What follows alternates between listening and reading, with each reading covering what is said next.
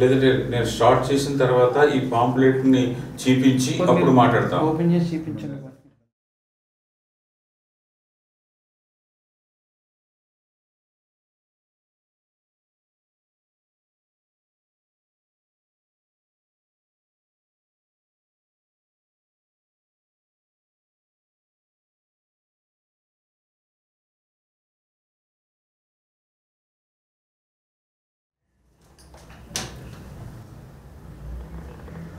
Yanam water మహాశైలు అందరికీ కూడా నమస్కారాలు తెలియజేసుకుంటూ ఉన్నాను. ఈరోజు మన పుదుచ్చేరి ప్రభుత్వం ద్వారాగా భారత ప్రభుత్వం సంబంధించిన ఎలక్షన్ ఎంపీ ఎలక్షన్ ఈ రోజుతో ఎలక్షన్ క్యాంపెయిన్ లాస్ట్ రోజు. ఇవాళ 17వ తారీఖు, 19వ తారీఖు అనగా శుక్రవారం యానంలోను, పాండిచ్చేరిలోను, కారైకల్లోను, మాహిలోను ఎంపీ ఎలక్షన్లు జరుగుతూ ఉన్నాయి. దీని మీద యానం ప్రజలకి యానానికి సంబంధించిన ఇటు పుదుచ్చేరి ప్రభుత్వం ద్వారాగాను, భారత ప్రభుత్వం ద్వారాగాను మేము మొన్న ఏప్రిల్ 6వ తారీఖున పుదుచ్చేరి ముఖ్యమంత్రి అలాగే బీజేపీ పార్టీకి సంబంధించిన రాజ్యసభ ఎంపీ పార్టీ ప్రెసిడెంట్ అలాగే పుదుచ్చేరికి సంబంధించిన హోమ్ మినిస్టర్గా పనిచేస్తున్న నమశివాయ ఇప్పుడు లోక్సభ అభ్యర్థి, పీడబ్ల్యూడీ మినిస్టర్ లక్ష్మీనారాయణ, మిగిలిన ఇతరుల సమక్షంలో నేను మన యానానికి సంబంధించిన నాయకులు, వివిధ సంఘ పెద్దలందరూ కూడా చాలా టైం ఇష్యూస్ మీద అన్నీ కూడా మాట్లాడడం జరిగింది. ఈ మాట్లాడిన ఇష్యూస్ని ఈరోజు పేపర్ రూపంగా మీ ఇంటింటికి కూడా పంపిస్తూ ఉన్నాను. ఇది చదువుకుని వేసే ఓటు ఈ సమస్యల్ని సాల్వ్ చేసుకోవడానికి మనం ఓటేస్తున్నామా, లేదా వేరే వేరే అభ్యర్థులకో, రాబోయే రోజుల్లో వచ్చే అభ్యర్థులకో వాళ్ళకి సీట్ల కోసం మనం ఓట్లు వేయాలా, లేదా వాళ్ళు ఇచ్చే 300కో 500కో లేదా 1000 రూపాయలకో ఓట్లు వేయాలన్నది ఒక్కసారి ప్రజలు, యానం ప్రజలు ఆలోచన చేసుకోమని చెప్పేసి మీ అందరికీ మనవి చేస్తున్నాను. ఈ రోజు నుంచే డబ్బు డిస్ట్రిబ్యూషన్ కూడా అప్పుడే స్టార్ట్ అవుతుంది. వివిధ పార్టీల నుంచి దగ్గరగా 3 పార్టీల నుంచి డబ్బులు యానం వచ్చున్నాయి. ఆ డబ్బుల్ని 300 రూపాయలు, 500 రూపాయలు, 1000 రూపాయల డిస్ట్రిబ్యూషన్కి మరలా వచ్చిన డబ్బులో కొంత డబ్బుని ప్రజలకు ఇవ్వడానికి ఏర్పాట్లు చేస్తూ ఉన్నారు. దయచేసి నా వర్గానికి సంబంధించిన వారు ఏ ఒక్కరు కూడా ఎక్కడా కానీ మీ డబ్బుల్ని కూడా ఎక్కడన్నా మీరు ఖర్చు పెట్టడానికి కానీ దేనికి కూడా మీరు చెయ్యొద్దని చెప్పేసి నేను మనవి చేస్తూ ఉన్నాను. ముఖ్యంగా యానానికి సంబంధించిన ఆయుష్మాన్ భారత్ స్కీమ్ ద్వారాగా ఏ ప్రభుత్వం ప్రైవేట్ హాస్పిటల్లో ఎవరు కూడా ఆ రేట్లకి వైద్యం చేయట్లేదు. అందుకని ముందు పుదుచ్చేరి మెడికల్ రిలీఫ్ సొసైటీ ద్వారాగా ఆ ఉన్న స్కీమ్ని మరలా తీసుకొచ్చి దాని ద్వారాగా ప్రజలకి వైద్యాన్ని చేయాలని చెప్పేసి కోరడం జరిగింది. 2 ముఖ్యంగా అంబేద్కర్ విజ్ఞాన్ భవన్ ద్వారాగా వివిధ ట్రైనింగ్స్ ఇచ్చే అన్ని ట్రైనింగ్స్కి అన్నిటికి కూడా ప్రభుత్వం చెయ్యాలి, అది ఇమీడియట్గా మొదలు పెట్టాలని చెప్పేసి కోరడం జరిగింది. అలాగే వైఎస్ఆర్ లింకింగ్ ఛానల్ 2వ ఫేజ్ దానికి ముఖ్యంగా కనకాలపేట రైతులకి, అలాగే కనకాలపేట ఎస్సీ సొసైటీ రైతులకి, అలాగే భీమనగర్ సొసైటీ రైతులకి, పరంపేట సొసైటీ రైతులకు, దర్యాలదిప్ప రైతులకు, దర్యాలదిప్ప సొసైటీ రైతులకు సంబంధించిన లింకింగ్ ఛానల్ సెకండ్ ఫేజ్లో దానికి డిశ్చార్జ్ ఛానల్స్కి అయ్యే 22 కోట్ల రూపాయలు ఈ వచ్చే బడ్జెట్లో ఇచ్చి ఆ పనులు తొందరలోనే శాంక్షన్ ఇచ్చి పనులు మొదలు పెట్టేలా చేయాలని చెప్పేసి కోరడం జరిగింది. అలాగే ఎస్సీ కమ్యూనిటీకి చెందిన 20-25 సంవత్సరాల క్రితం కూడా ఇల్లు కట్టుకుని పడిపోతున్న డిలాబరేట్ కండిషన్లో ఉన్న వాళ్ళకి 5 లక్షల రూపాయల స్కీము జీవో ఇష్యూ చేసి వారికి ఇచ్చేలాగా చేయాలని చెప్పేసి కోరడం జరిగింది. ఇది కాకుండా మరలా ప్రాంస్తిప్ప ఏరియాకి సంబంధించిన ఫ్లడ్ వాల్, అలాగే అదే మరలా పరంపేట సొసైటీ రివిట్మెంట్ ఆ ల్యాండ్ గోదాట్లో కలిసిపోకుండా ఉండడానికి అక్కడి నుంచి దర్యాలదిప్ప వరకు కూడా వరదలు వచ్చినప్పుడు ఎటువంటి ఇబ్బంది లేకుండా ఉండే విధంగా గవర్నమెంట్ ఆఫ్ ఇండియా ఆ వర్క్ చేస్తూ వాళ్ళు అడిగిన ఆంధ్ర ఎన్ఓసిని ఇచ్చున్నాం. బీసీ రేషియోని కూడా మొన్న జనవరి 9వ తారీఖున ఇవ్వడం జరిగింది. ఆ పని కూడా జూన్ నెలాఖరులోపు భారత ప్రభుత్వం ద్వారాగా పనులు మొదలు పెట్టేలాగా చేయాలని చెప్పేసి కోరడం జరిగింది. అలాగే ఐలాండ్ నెంబర్ 3లో ఎస్సీ సొసైటీ ల్యాండ్ని చుట్టూ ఉన్న రింగ్ బండ్ మొన్న ఫ్లడ్లో పోయింది. ఆ ఫ్లడ్కి దానికి సంబంధించిన ఆల్రెడీ మన ముఖ్యమంత్రి గారు కూడా గవర్నమెంట్ ఆఫ్ ఇండియాకి లెటర్ రాస్తున్నారు టీం రావాలని. దాన్ని పర్సూ చేసి ఇటు సెంట్రల్ గవర్నమెంట్ కానీ లేదా స్టేట్ గవర్నమెంట్ కానీ ఆ పనులు కూడా త్వరలోనే జరిగేలాగా ప్రయత్నం చేయమని చెప్పేసి కోరుతూ ఉన్నాను. ఆయుష్ హాస్పిటల్ ఫైనల్గా ఈ మే నెలాఖరు కంప్లీట్ అవుతుంది. జూన్ జూలైకి ఆ పోస్టింగ్స్ అన్ని కూడా దానికి క్రియేషన్ ఆఫ్ పోస్టింగ్స్ ఇచ్చి త్వరలోనే దాన్ని ప్రజలకు అందుబాటులో తీసుకురావాలని చెప్పేసి కోరుతూ ఉన్నాను. అలాగే జిప్మేర్ హాస్పిటల్ ఫస్ట్ ఫేజ్ అయ్యింది, సెకండ్ ఫేజ్, థర్డ్ ఫేజ్. అలాగే ఫస్ట్ ఫేజ్లో కూడా చాలా డాక్టర్స్లు, నర్సెస్, టెక్నీషియన్ పోస్టులు అన్నీ కూడా తగ్గించున్నారు. అది ఫుల్ ప్లెడ్జ్డ్గా మళ్ళీ గవర్నమెంట్ ఆఫ్ ఇండియాకి తీసుకెళ్లాలని చెప్పేసి కోరడం జరిగింది. ఇందులో ఎస్సీలు, బీసీలు, మైనారిటీలకి, మైగ్రెంట్స్కి ఎటువంటి రిజర్వేషన్ లేకుండా అందులో కామన్ మ్యాన్, పూర్ పీపుల్ కూడా ఎటువంటి చాలా ఇబ్బందుల్ని పడుతూ ఉన్నారు. గవర్నమెంట్ ఆఫ్ ఇండియా ఈ మధ్యలో దీనికి సంబంధించి ఈడబ్ల్యూసిఎస్ కోటా కింద ఒక 10%ని పెట్టున్నారు. ఎటువంటి రిజర్వేషన్ పొందని పేదవాళ్ళని ఆ ఇచ్చిన గైడ్లైన్స్ ప్రకారంగా అందులో ఇంక్లూడ్ చేయడానికి పాండిచ్చేరి ప్రభుత్వం రికమెండ్ చేయాలని చెప్పేసి కోరడం జరిగింది. ఇది కాకుండా ముఖ్యంగా 2014లో విభజనలో మనం యానానికి కూడా ఎడ్యుకేషన్ పరంగా ఇవ్వాలని, టెక్నికల్ ఎడ్యుకేషన్ని ఇంకా ఇవ్వాలని చెప్తే 26 కోట్ల రూపాయలతో ఇంజనీరింగ్ కాలేజీకి ఇచ్చున్నారు. ఇంకా గవర్నమెంట్ ఆఫ్ ఇండియా దానికి ఇంకా బ్యాలెన్స్ అమౌంట్ ఉండిపోయింది. స్టేట్ గవర్నమెంట్ నుంచి కూడా డబ్బులు ఇంకా పెట్టాలి. దానికి అది పూర్తి చేసి ఫర్దర్గా ఇంజనీరింగ్ కాలేజీకి కావాల్సిన పోస్ట్ క్రియేషన్ కానీ లేదా దాన్ని ఏ విధంగా కన్వర్ట్ చేయాలో ఇంకా యానం ప్రజలకు ఉపయోగపడే విధంగా చేయాలని చెప్పేసి అదొకటి కోరడం జరిగింది. ఇది కాకుండా ఈవేళ గ్యామ్లింగ్ ప్రత్యేకంగా రిక్రియేషన్ క్లబ్స్ అని చెప్పేసి రాయల్ క్లబ్ కానీ అలాగే అనేకమైన క్లబ్బులు యానానికి వచ్చి చాలామంది పిల్లల్ని, యూత్ని, అందరినీ కూడా మైండ్ని పాడు చేస్తూ ఉన్నాయి. లోకల్గా కొంతమంది ఇప్పటికే చాలామంది లక్షలాది రూపాయలు కోల్పోతూ ఉన్నారు. ఇందులో గంజాయి కానీ ఇంకా మత్తు సంబంధించిన అనేకమైన సంఘటనలు లోపల జరుగుతున్నాయని తెలిసి ఉన్నది. దాన్ని ఇప్పుడు టెంపరీగానే ప్రజల యాజిటేషను, ప్రజలు ఇచ్చే రిప్రజెంటేషన్ తోటి ఆగుతూ ఉంది. మళ్ళా వెళ్ళి కోర్టులు కూడా తప్పుడు మార్గంలో తప్పుడుగా నడిపిస్తూ అవి దాన్ని మళ్ళీ ఓపెన్ చేస్తూ ఉన్నారు. 2 నెలల నుంచి క్లోజ్ అయినా కానీ పర్మనెంట్గా ఇటు సుప్రీంకోర్టులో కానీ అలాగే పాండిచ్చేరి అసెంబ్లీలో కూడా అమెండ్మెంట్ని తీసుకొచ్చి దాన్ని పర్మనెంట్గా ఏ ఒక్క క్లబ్ కూడా లేకుండా చేయాలని చెప్పేసి కోరుతూ ఉన్నాం. అలాగే యానంలో క్లీనింగ్ది, ముఖ్యంగా యానం క్లీనింగ్ అంతా కూడా సరిగా లేదు. గతంలో అయితే 13 లక్షల రూపాయలు నెలకు ఉండేదాన్ని, ఇప్పుడు 35 లక్షల రూపాయల వరకు, నెలకు 35 లక్షల రూపాయల వరకు తీసుకున్నా కానీ ముందుకున్న ఆ క్లీనింగ్ కూడా ఇప్పుడు లేని పరిస్థితులు ఉన్నాయి.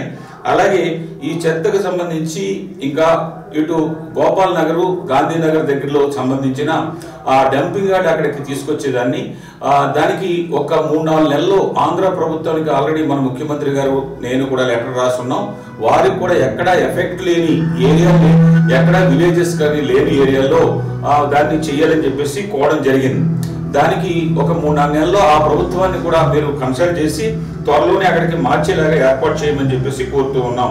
అలాగే యానంలో ఉన్న అవుట్సోర్సింగ్ ఉద్యోగస్తులు, ముఖ్యంగా హాస్పిటల్లో మరి దగ్గరగా 3 సంవత్సరాలు పైబడి వాళ్ళకి జీతాలు రాలేదు. వాళ్ళని వేరేగా కూడా మళ్ళా వాళ్ళని తప్పించి వేరే వాళ్ళని పెట్టాలని చెప్పేసి అనుకుంటూ ఉన్నారు. వారికి కంటిన్యూషన్ ఉండాలి, వాళ్ళ జీతాలు అప్ టు డేట్ జీతాలు ఇవ్వాలి. అలాగే స్టేడియంలో పనిచేసేవాళ్ళు, స్విమ్మింగ్ పూల్లో పనిచేసేవాళ్ళు, స్కూల్లో పనిచేసేవాళ్ళు, అలాగే గెస్ట్ హౌస్లో పనిచేసేవాళ్ళు, అలాగే కాలేజీలో పనిచేసే వాళ్ళకి కూడా అప్ టు డేట్ శాలరీస్ని పే చేసి వాళ్ళందరినీ కూడా డ్యూటీలోంచి తీయకుండా ఉండేలాగా చేయాలని చెప్పేసి ఇదొకటి కోరడం జరిగింది. ఇది కాకుండా ఇసుక తీసుకుని వాళ్ళు బతికే వాళ్ళకి ఆ సమస్య 4 సంవత్సరాల నుంచి చాలా ఇబ్బందులు గురవుతూ ఉన్నారు. ఆ సమస్య ఫైనల్ స్టేజ్కి వచ్చింది కాబట్టి వారికి లైవ్లీహుడ్ వాళ్ళకి ఈ జూన్ జూలైలోనే వాళ్ళ ప్రాబ్లమ్ని సాల్వ్ చేయాలని చెప్పేసి కోరడం జరిగింది. ఇది కాకుండా ఓఎన్జీసీకి సంబంధించిన 5,462లో 5,289 మందికి 15 నెలలకి డబ్బులు ఇచ్చున్నారు. మిగతా వాళ్ళకి అందులో 173 కుటుంబాలకి వేరే లేబర్ డిపార్ట్మెంట్లో రిజిస్ట్రేషన్ ఉందని తీయడం జరిగింది. అది కాకుండా ఇంకొక 42 మంది, అది కాకుండా ఇంకొక 10 మందికి ఉన్నాయి. ఇవన్నీ కూడా ఆల్రెడీ మార్చి 3వ తారీఖున ఇక్కడికి ఎంక్వైరీకి పంపించున్నారు. ఈ ఎంక్వైరీ పూర్తి చేసిన వెంటనే జూన్ నెలలో వాళ్ళకి 24 నెలల డబ్బులు ఒకేసారి వేసేలాగా, 15 నెలలు తీసుకున్న వాళ్ళకి మిగిలిన 9 నెలల డబ్బులు వాళ్ళకి వేసేలాగా, తర్వాత ఫిబ్రవరి నెల, మార్చి నెల, ఏప్రిల్ నెల, మే నెల, ఆ 4 నెలలు కూడా మీరు త్వరలోనే ఇది కంప్లీట్ చేసి వేసేలాగా చేయాలని చెప్పేసి కోవడం జరిగింది. 2014లో జిఎస్పిసి డబ్బులు 4535 మందికి ఫస్ట్ 5.5 నెలలు ఇచ్చున్నారు. తర్వాత 7.5 నెలలు ఇచ్చేటప్పటికి 3354 మందికి మాత్రమే ఇచ్చున్నారు.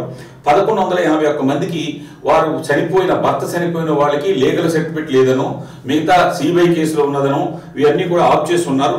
అది కూడా సెటిల్ చేయాలని చెప్పేసి కోవడం జరిగింది. ఇదే కాకుండా 2011-12లో ఇచ్చిన డబ్బుల్లో 9,60,00,000 రూపాయలు డిపార్ట్మెంట్లో డిపాజిట్ అయి ఉన్నాయి. దానికి 14 కోట్ల రూపాయలు వడ్డీ వచ్చింది.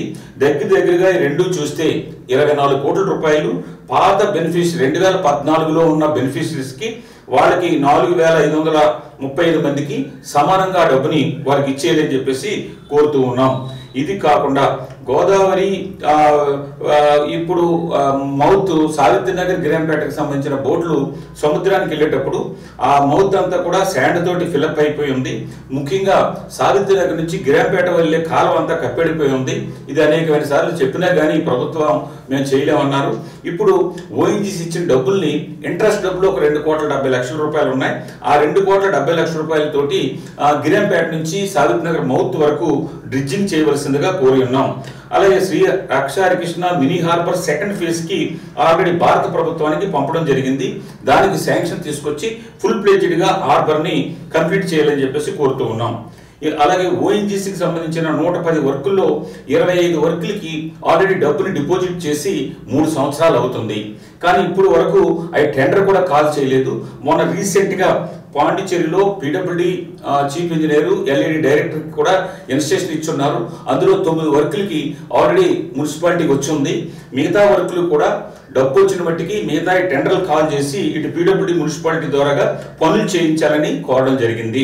ఇది కాకుండా ఓఎన్జీసీ దగ్గర నుంచి డెవలప్మెంట్ ఫండ్ అని చెప్పేసి 19,50,00,000 రూపాయలని ఇది దగ్గరగా 3 సంవత్సరాల క్రితం శాంక్షన్ అయిన పనులకి డబ్బును కూడా ఇచ్చి 2 సంవత్సరాలు పైబడింది.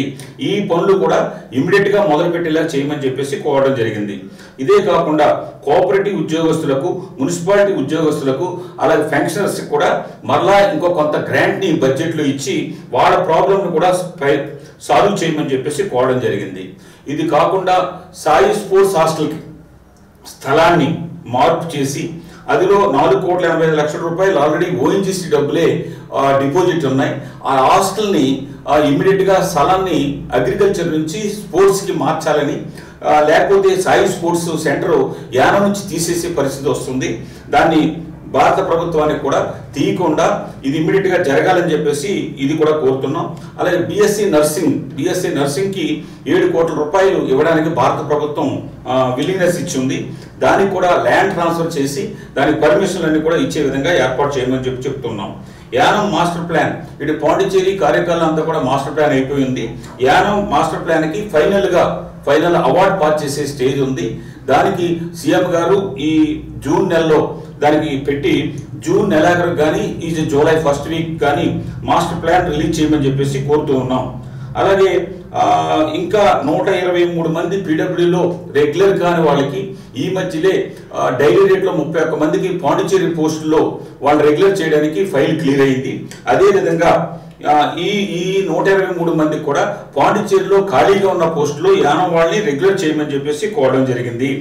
ఈ సిఎల్ఆర్ లో 10,000 రూపాయలు జీతం తీసుకుంటూ లాస్ట్ సంవత్సరం 2 సంవత్సరాల నుంచి 3 సంవత్సరాలు డ్యూటీకి వెళ్ళిన వాళ్ళని పేర్లు లిస్టులో ఉన్నా కానీ ముందు 7-8 సంవత్సరాలు చేసినా కానీ వాళ్ళని డ్యూటీలో తీసుకోలేదు. వాళ్ళని డ్యూటీలో తీసుకోవాలని చెప్పేసి అదొక కోరడం జరిగింది. అలాగే ఓచర్ పేమెంట్లో 3,400 రూపాయల నుంచి 10,000 రూపాయలు చేయాలని 9 మందిలో ఇప్పుడు 8 ఉన్నారు. వాళ్ళది కూడా ఇమ్మీడియట్ గా చేయమని చెప్పేసి కోరడం జరిగింది. ఇది కాకుండా 10,000 రూపాయలు తీసుకుంటూ సిఎల్ఆర్ పనిచేస్తున్నారు. వాళ్ళు 18,000 రూపాయలు చేయాలని కోరడం జరిగింది. ఇది కాకుండా భారత ప్రభుత్వం ముఖ్యంగా ఎన్ఆర్హెచ్ఎంలో అనేకమైన సంవత్సరాలుగా పనిచేస్తూ ఉన్నారు. వారికి శాలరీస్ రెగ్యులర్ ఎలాగైతే హెల్త్ డిపార్ట్మెంట్లో ఉన్నారో వాళ్ళు రెగ్యులర్ చేయడానికి వాళ్ళకి ఇబ్బందులు ఉన్నాయి కాబట్టి వాళ్ళకి శాలరీస్ మ్యాక్సిమం శాలరీస్ ఎక్కువ శాలరీస్ పెంచాలని చెప్పేసి వాళ్ళని కోరడం జరిగింది. ఇదే కాకుండా ఇంకా చూసినట్టయితే ఆశా వర్కర్స్కి 6,000 రూపాయలు మాత్రం వస్తుంది, వాళ్ళకి 10,000 రూపాయలు చేయాలని. అలాగే స్కూల్లో పాలు వేడి చేసి పిల్లలకి ఇచ్చేది, అలాగే క్లీన్ చేస్తూ ఉన్నారు. వాళ్ళ దగ్గరగా 20 సంవత్సరాలు పైబడి పనిచేస్తున్నారు. వాళ్ళకి 10,000 రూపాయల నుంచి 18,000 రూపాయలు పెంచాలని చెప్పేసి వారితో కోరడం జరిగింది. వారితో పాటు కోఆపరేటివ్లో ద్వారాగా ట్రాన్స్పోర్ట్లో ఉన్న వాళ్ళని కూడా వాళ్ళకి కూడా జీతాలు పెంచాలి అని చెప్పేసి కోరడం జరిగింది. ఇది కాకుండా టీజీటీలు అలాగే పిఎస్టీలను కూడా రెగ్యులర్ చేయమని చెప్పేసి కోరడం జరిగింది. ప్రభుత్వ విధుల్లో ఉంటూ కాంప్లెక్స్ గ్రౌండ్లో చనిపోయిన కుటుంబాలకి పెండింగ్ ఉన్న కేసెస్ అన్ని కూడా క్లియర్ చేయమని చెప్పేసి కోరడం జరిగింది. అలాగే కనకాలపేటలో 50కి సంబంధించిన స్థలానికి డబ్బులు మనం 80% కట్టున్నాం, ఆల్రెడీ పట్టాలు ఇచ్చున్నాం. దాన్ని ఫైల్ మూవ్మెంట్లో కొంత ల్యాప్స్ అవ్వడం వల్ల క్యాన్సిల్ చేస్తున్నారు. మరలా వాళ్ళకి సాల్వ్ చేసి ఆ ఆయుష్ను కూడా ఇమీడియట్గా సెటిల్ చేయాలని చెప్పేసి కోరడం జరిగింది. ఇన్ని సమస్యల మీద చాలా దీర్ఘంగా చాలా ఎక్కువ టైం తీసుకుని ఈ అన్ని విషయాలు ఇన్నాళ్ళు ముఖ్యమంత్రితోటో మంత్రితోటనే కాకుండా ఉభయ పార్టీలతోటి కూడా ఎటువంటి ఆటంకం కలగ చేయకుండా యానానికి ఇన్ని సమస్యలు, గతంలో ఉన్న సమస్యలు ఈ 3 సంవత్సరాల నుంచి ఎక్కువ సమస్యలు పెరిగిపోయి ఉన్నాయి. అందుకని ఈ ఇష్యూస్ మీద మాకు సహకరిస్తే మేము ఈ ఎంపీ ఎలక్షన్లో మీరు ఎన్డీఏ అభ్యర్థికి మేము తప్పనిసరిగా కమలం గుర్తుకి మేము చేస్తామని చెప్పేసి చెప్పడం, వారు ఒప్పుకోవడం, యానం రావడం. యానం ఈ నెల 11వ తారీఖున వచ్చున్నారు. మరలా మీ అందరినీ కూడా కోరేది, రాబోయే రోజుల్లో మీరు ఏ నిర్ణయం తీసుకున్నా కానీ, ఏ పార్టీ ఓటేద్దాం అనుకున్నా కానీ మాకు ఎటువంటి చిన్న అభ్యంతరం కూడా నాకు లేదు. మీరు ప్రజలు తీసుకున్న నిర్ణయానికి నేను కట్టుబడి ఉంటాను. ఈ ఎలక్షన్లో ఇన్ని పనులు మన యానం పనులు, ముఖ్యంగా ఈ 3 సంవత్సరాల్లో యానాన్ని సరిగా ఆ యానంలో ఉన్న సమస్యల్ని ప్రభుత్వం దృష్టికి ఇక్కడ ఉండే ప్రజాప్రతినిధులు అవ్వచ్చు సరిగా తీసుకెళ్ళకపోవడం, అలాగే సమస్యల్ని సాల్వ్ చేయడానికి సీరియస్గా ప్రయత్నం చేయకపోవడంతో ఉన్న బీజేపీ ప్రభుత్వం అవ్వచ్చు, వారు కూడా బీజేపీ ప్రభుత్వానికి మద్దతు ప్రకటించినప్పుడు కూడా ఆ ప్రభుత్వం ఒత్తిడి తీసుకొచ్చి పనులు కానీ నేను మొదలుపెట్టి నేను చేస్తున్న విధంగా కానీ చేస్తుంటే ఇప్పుడు ఇన్ని సమస్యలు ఉండవు, చాలా సమస్యలు తగ్గిపోను. ఇప్పుడు మంచి అవకాశం మన ప్రజలకు వచ్చింది కాబట్టి 2021లో నేను ఎంతో ఆలోచన చేసి నేను లేకపోయినా కానీ ఊరికి మంచి జరగాలి, యానం నియోజకవర్గం ప్రజలకు మంచి జరగాలని తీసుకున్న నిర్ణయానికి కొంతమందికి నచ్చక మీరు తీసుకున్న నిర్ణయం వల్లే ఈ రోజు ఈ 3 సంవత్సరాల్లో యానంకి ఏం జరుగుతుంది అన్నది నా నోటితో చెప్పవసరం లేదు. ఇక్కడ చిన్న పిల్లల్ని అడిగినా కూడా చెప్తారు. దీన్ని సరి చేసుకోవాలని అనుకుంటే ఒక మంచి అవకాశం మనకి ఈ 2 సంవత్సరాల్లో పుదుచ్చేరి ప్రభుత్వం ద్వారాగా మన భారత ప్రభుత్వానికి కూడా మన మద్దతుని మనం ఇచ్చి వారి ద్వారాగా ఈ పనులు చేసుకోవడానికి అవకాశాలు ఉంటాయి.